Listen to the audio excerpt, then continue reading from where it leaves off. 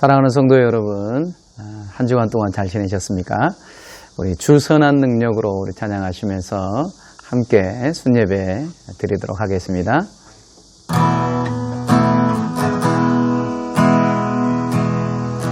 주선한 능력으로 하시네, 그 크신 팔로 날 붙드시네.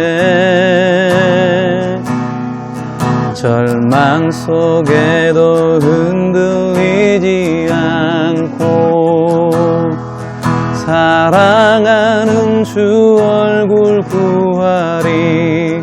이전에 괴로운 날, 이전에 괴로운 날 헤워싸고 고난의 길을 걷는다 해도 주님께 모두 맡긴 우리 영혼, 끝내 승리의 날을 맞으리. 선한 능력으로 일어서리. 주만 의지하리. 믿음으로 우리 고대 안에 주 오실 그날, 영광의 새날을 맞이하리. 주님이 마신 고난의 승잔을 우리도 감사하며 받으리. 주님의 남은 고난 채워가며 예수와 복음 위에 살리라. 선한 능력으로 일어서리. 주만 의지하리. 믿음으로 우리 고대 안에 주 오실 그날, 승리의 새날을 맞이하리. 승리의 새날을 맞이하리. 하나님 감사합니다. 주선한 능력을 힘입어서 하나님 앞에서 믿음으로 하나님 승리하며 사는 저희들 되길 소망합니다. 오늘도 순예배를 통해서 하나님 영광 받아주시고 또 저희에게는 귀한 말씀으로 함께 해주셔서 그 말씀을 통해 순종하고 깨닫고 또 하나님 앞에 거룩한 주의 자녀들 되는 귀한 은혜를 허락하여 주옵소서. 감사드리며 예수님 이름으로 기도합니다. 아멘. 오늘 우리에게 주실 하나님 말씀, 민수기 13장 30절에서 33절 말씀입니다. 민수기 13장 30절에서 33절 말씀입니다. 제가 읽겠습니다. 갈렙이 모세 앞에서 백성을 조용하게 하고 이르되 우리가 곧 올라가서 그 땅을 취하자 능히 이기리라 하나, 그와 함께 올라갔던 사람들은 이르되 우리는 능히 올라가서 그 백성을 치지 못하리라. 그들은 우리보다 강하니라 하고 이스라엘 자손 앞에서 그 정탐한 땅을 악평하여 이르되 우리가 두루다니며 정탐한 땅은 그 거주민을 삼키는 땅이요 거기서 본 모든 백성은 신장이 장대한 자들이며 거기서 네피림 후손인 아낙 자손의 거인들을 보았나니 우리는 스스로 보기에도 메뚜기 같으니 그들이 보기에도 그와 같았을 것이니라. 아멘. 오늘 말씀은 말에서부터 승리하십시오. 이 말씀으로 함께 은혜를 나누고자 합니다. 첫 번째 내용 관찰을 보시면요, 하나님께서 약속한 이 가나안 땅을 이제 바로 직전에 두고 있습니다. 그러면서 12명의 이 지도자를 뽑아서 그래서 그 땅을 정탐하게 하는 것이죠.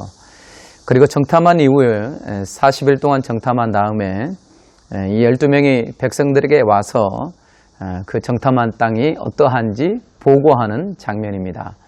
그 12명 중에 여호수아와 갈렙 두 사람은 믿음의 보고를 합니다. 하나님께서 능히 취하게 하시리라. 올라가자.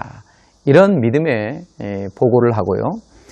그리고 이 10명의 정탐꾼들은 너무나도 힘이 좋지만 그 땅을 악평하면서 잘못된 보고를 하게 됩니다. 우리는 능히 가서 싸울 수 없다. 그러자 백성들은 이 10명의 잘못된 이 보고를 듣고 그리고 하나님 앞에서 원망하게 되는 그러한 모습을 볼 수가 있습니다.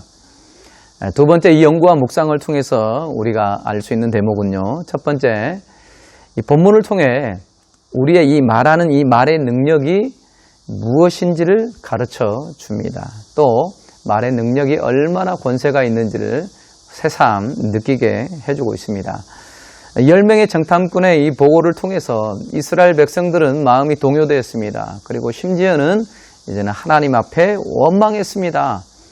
왜 하나님께서 이곳까지 오게 하셔서 우리로 하여금 애굽 땅에 있게 하시지 여기 와서 죽게 하시는가, 막 원망하고 불평하는 그러한 모습들을 볼 수가 있습니다. 이렇게 그들이 하나님 앞에서 원망하고 불평했을 때 그 결과 그들 모두는 하나님이 약속한 가나안 땅에 들어가지 못했고 광야에서 모두 죽게 됩니다. 그러나 믿음의 보고를 했던 이 여호수아와 갈렙만이 바로 하나님이 약속한 가나안 땅을 들어가게 되는 것이죠. 이것을 통해 우리가 알 수 있는 것은 이 입에서 나오는 이 말에는 우리의 인생의 방향을 결정하는 능력이 있음을 우리에게 보여주고 있습니다. 우리가 말한 그대로 된다는 것이죠. 배의 작은 키에 따라서 배의 방향이 결정되듯이 마찬가지입니다. 우리의 인생의 방향도 우리의 이 말 한마디 한마디에 바뀔 수 있다라는 것을 우리에게 가르쳐 주고 있습니다. 그러므로 이 말하는 것도 얼마나 조심스럽게 잘 해야 되는지, 또 불평과 원망의 말보다는 우리가 더 긍정적으로 말해야 되는지를 우리에게 가르쳐 주고 있습니다. 그러면 두 번째로, 하나님께서 하나님 자녀들이 특별히 이 언어 생활에 있어서 말하는 것에 있어서 싫어하시는 그런 언어 생활은 무엇일까요? 두 가지로 오늘 볼 수 있는데요. 첫 번째는 비방하는 말입니다. 비방하는 말. 미리암과 아론이 모세가 구스 여자를 취한 것 때문에 모세를 아주 비방했습니다. 어떻게 이스라엘의 지도자로서 그렇게 할 수 있느냐? 그러면서 막 비방했어요. 그러자 하나님께서는 갑자기 나타나셔서 모세에게 아론과 미리암을 따로 세우라고 하십니다. 그리고 모세를 비방했던 그 아론과 이 미리암에게 진노하시죠. 그래서 나병에 걸리게 하십니다. 이렇게 잘못된 비방들은 이렇게 무서운 결과를 또 낳는다는 것을 볼 수가 있습니다. 미리암과 아론의 이 비방에도 불구하고 모세는 그들을 위해서도 기도하죠. 그러면서 그들에게 또 하나님께서 궁의를 베푸시는 것을 볼 수 있는데요. 때로는 온유한 사람이 비방을 받기도 합니다. 참 억울하기도 하죠. 그러나 성숙한 이 믿음의 사람들은 똑같이 상대방이 나에게 해코지하고 비방했다고 똑같이 도리어 비방하지 않습니다. 그들에게 기도하고 용서해주고 아량을 베풀고 관용을 베푸는 사람들이 바로 믿음의 사람들입니다. 주님은 이렇게 우리에게 이런 언어 생활과 태도를 비방하지 않고 더 적극적으로 감사하고 또 상대방을 품을 수 있는 그러한 언어 습관을 우리에게 요구하십니다. 그리고 두 번째, 하나님께서 싫어하시는 언어 생활은 무엇이냐면 원망하는 말입니다. 이 입술을 열 때마다 원망하는 거예요. 불평하는 거죠. 자기의 처지, 자기의 형편을 보고 계속 원망하는 그러한 모습들. 그런데 하나님께서는 그 원망하는 그 입술을 싫어하신다는 것이죠. 이스라엘 백성들은 악평을 했습니다. 악평의 이 보고를 듣고 똑같이 원망을 했어요. 이제는 안 되겠구나. 우리는 들어갈 수 없구나. 왜 우리를 여기까지 인도했을까? 우리가 광야에서 죽게 되었구나. 이렇게 원망을 했던 것이죠. 그러나 그 원망은 그들을 죽음에 이르는 독약이 되었던 것입니다. 이 원망하는 말이 얼마나 좋지 않는 거를 거울과 같이 우리에게 보여주는 대목이 되는 것이죠. 그러므로 우리는 절대로 원망해서는 안 됩니다. 물론 원망하는 사람들이 그냥 하겠습니까? 그런 원망할 만한 처지에 있기 때문에, 정말 힘들기 때문에 원망하죠. 그럼에도 불구하고 하나님께서는 원망의 말을 싫어하십니다. 원망보다는 하나님께 하나님의 은혜를 구하면서 인내하며 기다리며 그렇게 하나님 앞에 살기를 원하시죠. 왜냐하면 그 원망하는 말은 부메랑같이 자기에게로 돌아와요. 그 원망은. 짜증을 내면 누가 손해입니까? 자기가만 손해요. 불평하면 누가 손해입니까? 자기만 손해요. 자기의 마음, 자기의 영혼이 더 힘들어집니다. 더 원망을 낳게 되는 것이죠. 하나님께서는 이런 원망하는 말을 싫어하신다는 것이죠. 자, 그렇다면 이 믿음의 사람들은 그럼 어떠한 언어 생활을 해야 되는가? 어떤 말을 자주 사용해야 되는가? 바로 그것은 세 가지로 볼 수 있는데요. 첫 번째는 믿음의 말입니다. 믿음. 이 믿음의 말은 하나님께서 우리와 함께 하시니까 하나님이 우리의 도움이 되신 그것을 믿기 때문에 믿음의 말을 하는 거예요. 원망의 말보다는 아니야, 하나님께서 함께 하시니까 능히 이길 수 있어. 우리는 승리할 수 있을 거야. 이렇게 믿음의 말을 하는 것이죠. 내게 능력 주시는 자 안에서 내가 모든 것을 할 수 있느니라. 사도 바울이 고백했던 것처럼 마찬가지입니다. 여호수아와 갈렙도 마찬가지로 믿음의 이 고백과 말을 했습니다. 그 땅이 아무리 이 안악 자손이 있고 힘들어도 하나님께서 우리에게 주신 땅이니까 우리가 능히 싸워서 이길 수 있다. 그들은 우리의 먹이라 라고까지 이야기를 합니다. 왜 그렇게 했습니까? 믿음으로 보았기 때문이에요. 믿음으로 그 땅을 보았기 때문에 하나님께서 우리에게 반드시 주실 것이다. 그러한 믿음으로 믿음의 언어 생활, 고백을 했던 것이죠. 안 된다고 하지 마시고 절대로 하나님께서 함께 하시니 된다, 해보자 라고 이렇게 고백하는 믿음의 말을 하시는 저와 여러분들 됐으면 좋겠습니다. 그리고 두 번째 우리가 자주 사용해야 될 말은 소망의 말입니다. 믿음과 소망은 함께 가는 것이죠. 믿는다는 것은 소망을 품는다는 거예요. 하나님께서 함께 하시니까 우리 마음에 소망과 희망을 가득 채운다는 것이죠. 하나님이 도우시고 하나님께서 우리의 등 뒤에서 밀어주시는데 능히 하지 못할 일이 무엇이 있겠습니까? 그러므로 우리는 소망을 주는 언어, 세워주는 언어 자주 그렇게 해야 됩니다. 그래서 우리 순 식구들을 세워주고 또 우리 자녀들을 세워주고 우리 주위에 있는 사람들을 세워주는 거예요. 할 수 있습니다. 당신은 할 수 있습니다. 하나님께서 함께 하시니까. 우리에게는 기도가 있고 은혜가 있고 성령께서 함께 하시니까 우리가 능히 할 수가 있습니다. 우리 살아가는 현재도 소망이 있고 앞으로 미래에도 하나님 은혜 때문에 소망이 있습니다. 이렇게 소망의 언어로 가득 채우시길 소망합니다. 그리고 마지막 세 번째로 칭찬과 감사의 말입니다. 얼마나 좋은 말입니까? 골로새서 3장 17절에 보면 이런 말씀이 있습니다. 무엇을 하든지 말에나 일에나 다 주 예수의 이름으로 하고 그를 힘입어 하나님 아버지께 감사하라. 하나님의 자녀들의 입술에서 칭찬하고 감사하고 세워주고 얼마나 좋습니까? 이제 정반대로 칭찬하지 못하고 자꾸 징계하고 계속 깔아뭉개고 불평하고 이것은 덕스럽지 못합니다. 그렇기 때문에 우리 입술을 통해서 이런 언어 생활 이렇게 말이 바뀌면 우리 운명도 바뀝니다. 생각도 바뀌어요. 마음도 바뀝니다. 칭찬은 고래도 춤추게 한다고 하지 않습니까? 칭찬해 주십시오. 있는 그대로를 칭찬해 주시고 좀 부족하더라도 분명히 성장할 겁니다. 잘할 겁니다. 칭찬해 주고 힘을 주시고 그래서 만약에 여러분들이 보셨을 때 정말 부족한 부분이 보인다. 그러면 칭찬해 주면서 기도 제목으로 삼으십시오. 저 사람 보니까 이런 부분이 부족한데 정말 하나님 저 사람에게 지혜를 주시고 은혜를 주시라고 이렇게 세워주는 언어 생활과 기도 생활 또 감사함으로 나아갈 때에 얼마나 우리의 가정이 또 우리의 이 순위 또 교회가 얼마나 풍성해지겠습니까? 하나님께서 이런 언어 생활을 우리에게 원하십니다.